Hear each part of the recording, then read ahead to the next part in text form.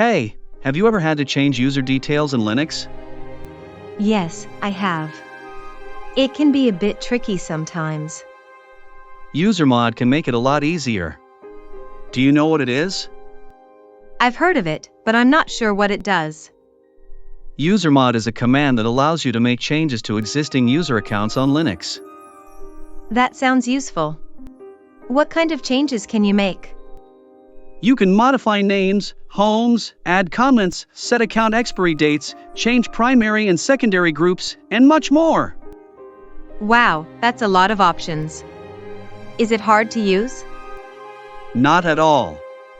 The syntax is easy to understand, and you only need some basic knowledge to get started.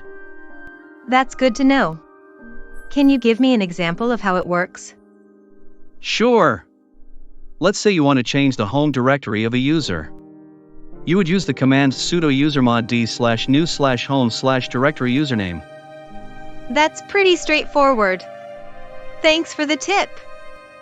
No problem. Usermod is a powerful tool that can save you a lot of time and effort. I'll definitely give it a try next time I need to make changes to a user account.